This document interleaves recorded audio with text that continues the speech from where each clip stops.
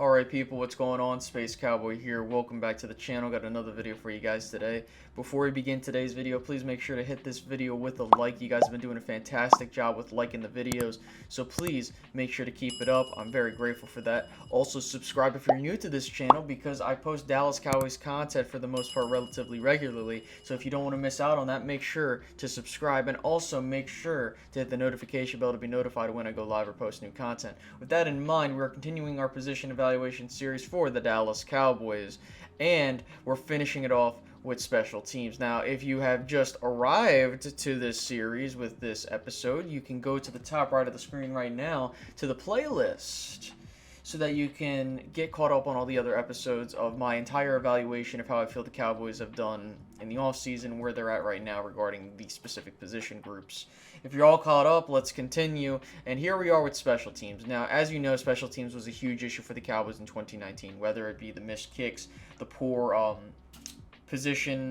ball position on the field when it comes to the kick return and punt return game, the punting game, all of that. And also you could throw in the coaching staff as well, because if you know, the whole special teams of the Dallas Cowboys in 2019 was a complete failure on every single aspect of the team. What I mean by that is the coaching staff failed the players failed the coaching staff, etc. Now, what we really want to see is improvement in 2020, which it will be easy to do now, considering where we were in 2019. Now, let's first start off with the coaching staff and the changes there. So, the Cowboys had Keith O'Quinn, and, you know, at first we were like, alright, and it really did not turn out to be great at all. As you know, Keith O'Quinn looked like he was not even qualified to even be a special teams coordinator. He looked like he didn't look a certain way. It was more so like what the play on the field showed. It just looked like he didn't know what he was doing, and he had no game plan. No one was prepared for any in-game situations such as rain, snow, whatever the case may be. Granted, the Cowboys didn't play in snow. But the point is it looked like the Cowboys were not ready for in-game situations. Now, also on top of this, you had to change kickers midstream in terms of the season when you had to, boot Bret Maher out of Dallas because he kept missing damn field goals. And this is something that was very irritating to a lot of us fans, was that when Bret Maher's making the long-distance field goals, that's cool and all, but if you want to win football games, you need a consistent kicker that can make field goals when he's called upon. And the key thing is if it's like 50-plus yards, that's one thing, but if you're missing 30, 40-yard field goals, that's when we have an issue, okay? Bret Maher has had this issue his entire time while he's been in Dallas.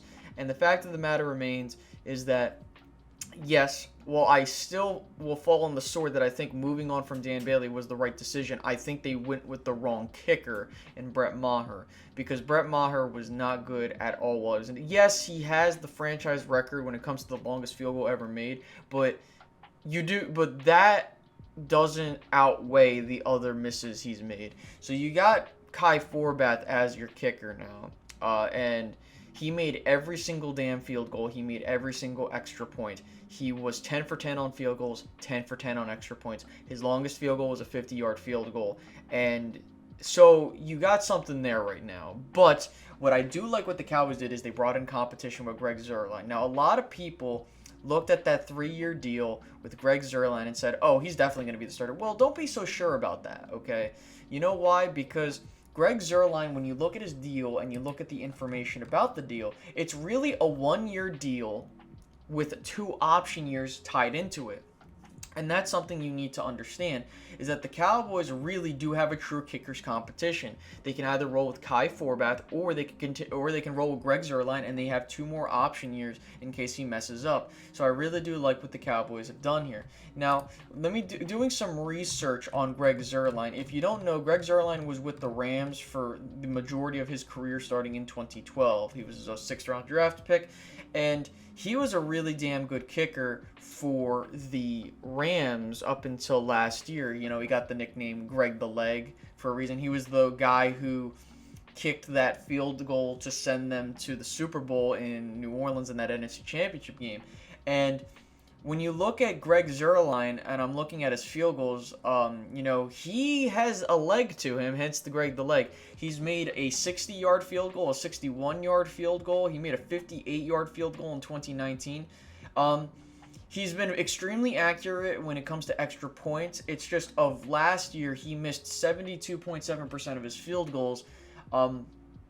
And a lot of people will say, oh, that's bad, because that was his lowest percentage. Well, actually, no, technically it was 2015, because he missed 66.7. Well, he made 67.7% of his field goals. But the point I'm trying to get at is people think that Greg Zuerlein might be washed. Now, the key contributor in all of this is ultimately who comes out the best kicker. And I think that the Cowboys are either going to get, they're going to get the most consistent one.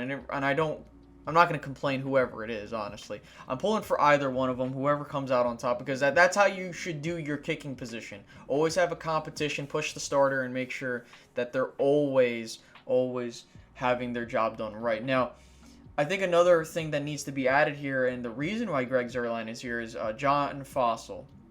If you don't know who John Fossil is, John Fossil was the special teams coordinator for the LA Rams, and what's interesting about John Fossil is the fact that he has had a good reputation, a great reputation of special teams coordination and stuff like that. Okay, he's been with the Rams since 2012, the same season that Greg Zuerlein got into the league, and he was with them up until 2019. Now, I want you to understand that Greg Zuerlein was not fired from the Rams. That is something to be noted. So it's not like we're getting someone that's just whatever. He came here willingly from, the Rams, and this instantly changes everything, because when you are getting a guy of his caliber entering the locker room, he's known to have a very good reputation with the players, and he's known to get the best out of every single player at that position group. I think that that's something that's key to keep in mind, because that is what we're going to need going forward. We need experience, which we do have with him. He's had a long experience of being a special teams coordinator in the league and in college. He's been in the league for since 2005. I just had to check my notes. And he's had a very good reputation ever since. And that's something, again, to keep in mind. Because if we're going to get better, we need solid coaching and good direction. And we can get the players later. Now, another key factor we must keep in mind as well is our punter game, as well as our just overall special teams unit. Like I mentioned, the entire unit did not play well. Now, Chris Jones, he did, average for what you're expecting from a punter, but from what we're used to him, it's very much so a disappointment.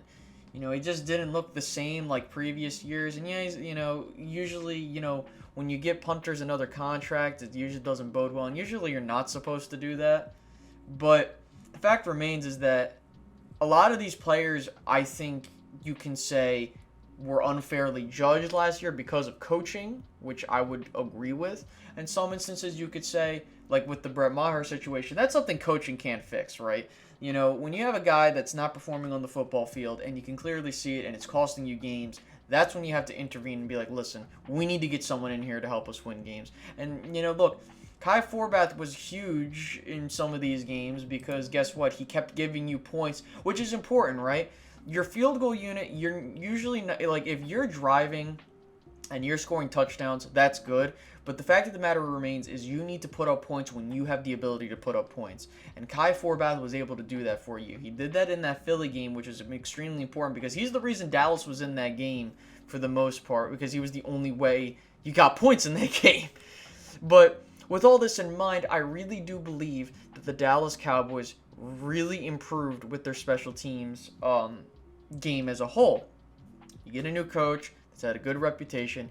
You have kickers competition. I would really hope for a punters competition because I really do think that Chris Jones needs that same type of push as I believe that Bret Maher should have gotten, but he didn't.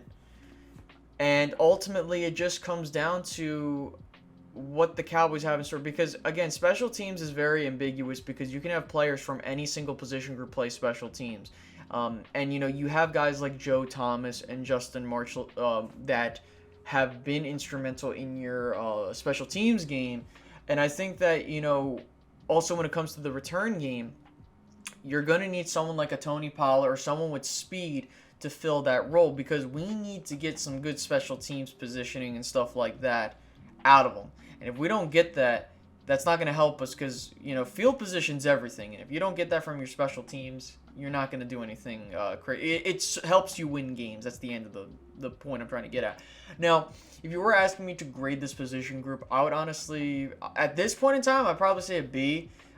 Just a straight up B, just because the fact of the matter is we don't know what we're getting from these kickers going into next year. We don't know what special teams are going to look like, also with the return game, and ultimately we need to see how things progress under John Fossil, because if we could see an improvement, I can definitely see this group going higher into the B+.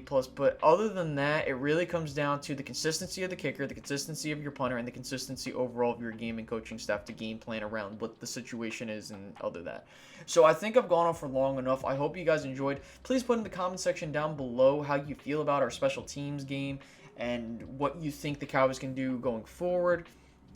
Also, make sure to like, comment, and subscribe if you haven't done so already. And finally, thank you so much for watching this series for position evaluation. I hope you guys enjoyed it. I might do the coaching staff, but that's not really a position group. That's just more of a, and I've already talked about the coaching staff. But with all this in mind, once again, thank you so much for watching this entire series. It was very successful, and I hope you guys enjoyed it. All right, guys. I'll see you guys later. Peace out, guys. Bye-bye.